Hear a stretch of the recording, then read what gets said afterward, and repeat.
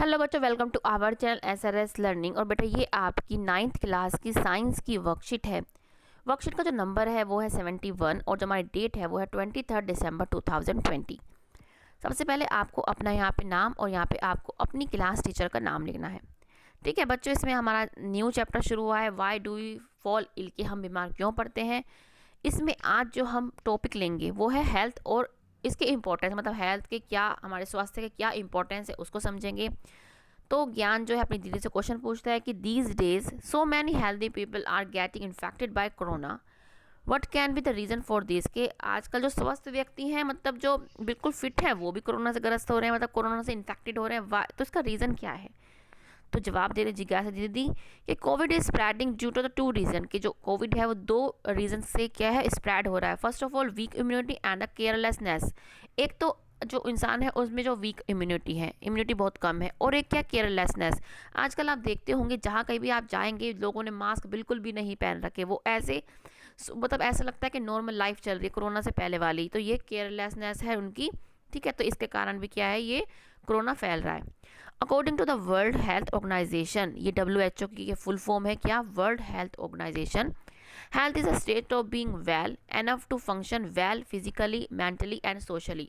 कि जो हेल्थ है वो एक दिमाग की एक देखिए एक स्टेट है जिसमें जो व्यक्ति होता है वो सोशली, फिजिकली, मेंटली फिट होता है। अगर इन दोनों में से एक भी चीज़ नहीं है तो व्यक्ति जो फिट नहीं है।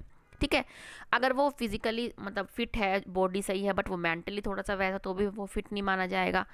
अगर वो सोशली लोगों से बात नहीं करता, मेल जोल नहीं करता, वो भी क्या है, हेल्दी नहीं है। ठीक है, तो health can not be achieved only individually as it is also depends on surroundings and environment. कि हेल्थ जो ये एक इंडिविजुअल की नहीं होती, ये हमारे एनवायरनमेंट से भी रिलेटेड होती है।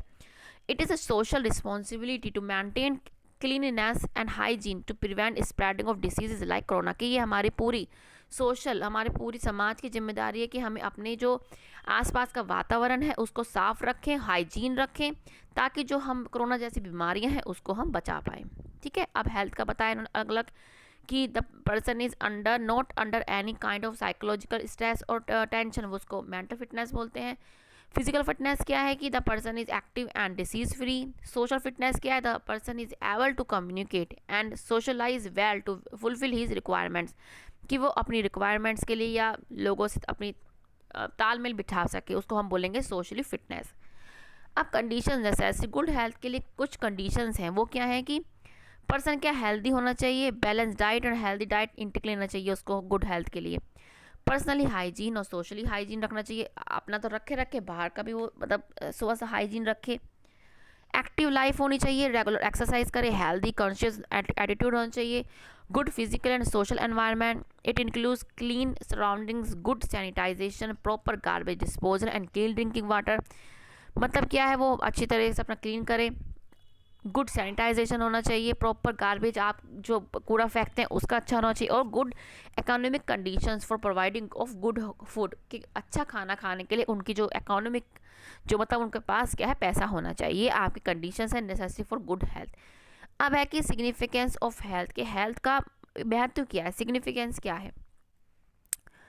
It increases our working efficiency and help us to perform various activities at our best। कि हमारी जो वर्किंग एफिशिएंसी है उसको अच्छा करता है और हमारी जो एक्टिविटीज़ है उसको अच्छे से परफॉर्म करता है। जैसे अगर आपके सर में दर्द है या हल्का सा बुखार है तो आप क्या, जो वर्किंग एफिशिएंसी आपकी कम हो जाएगी, आप वो उस तरीके से काम नहीं कर पाएंगे।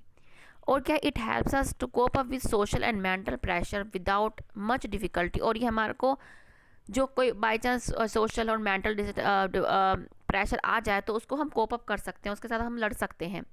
और it makes our life joyful, और ये हमारी जो लाइफ है उसको बहुत ही खुश बना देता है। Only a healthy individual can be happy and contribute to society.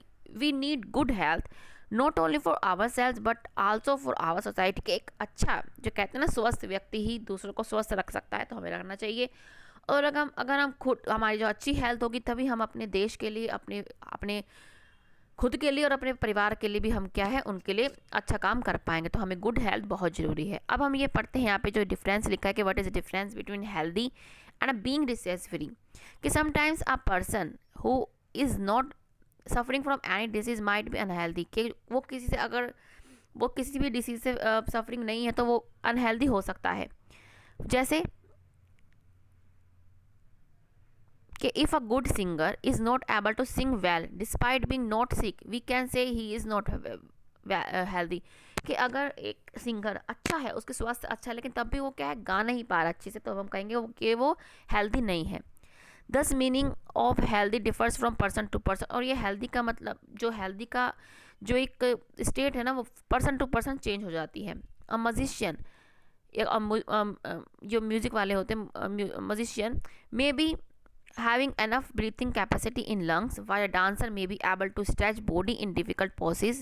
These are not possible for everyone। कि जो डांसर होते हैं उनकी जो फ्लेक्सिबल बॉडी होती है, और जो म्यूज़िक वाले होते हैं उनको वो अपनी लंग्स में ज़्यादा एयर को कैपेसिटी होती है, लेकिन ये सब लोगों में नहीं होता।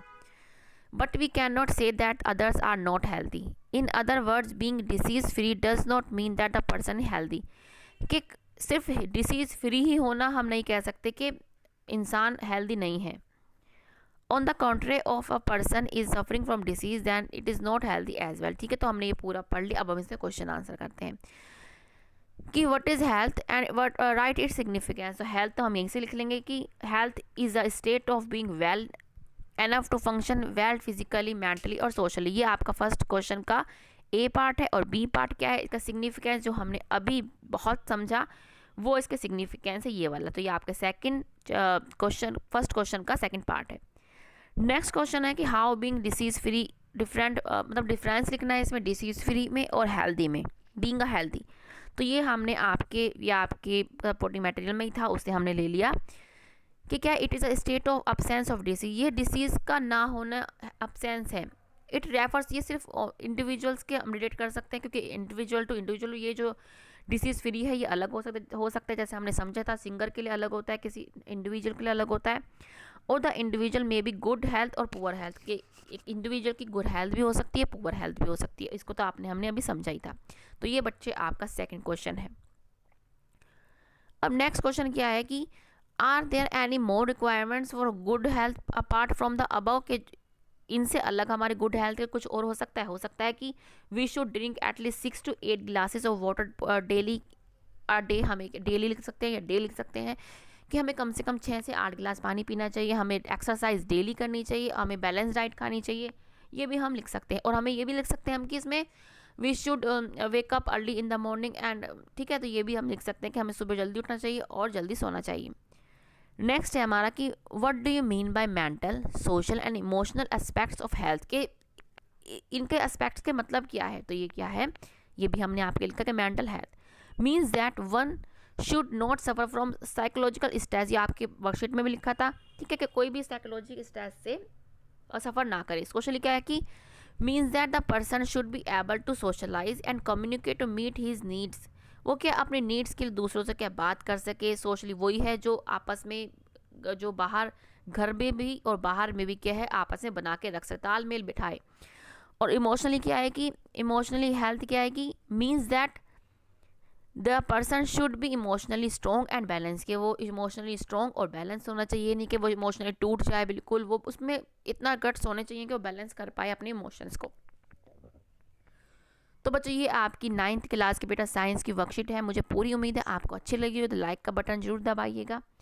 साथ में बच्चे चैनल को, जो इस चैनल पे नए हैं, सब्सक्राइब कीजिए चैनल को, बेल आइकन हिट कीजिए। और जो बच्चे देख रहे हैं, सब्सक्राइब कर रहे हैं, हमें हमारे मतलब वीडियोस को सराह रहे हैं, उसका तहे दिल से शुक्रिया बच्चों।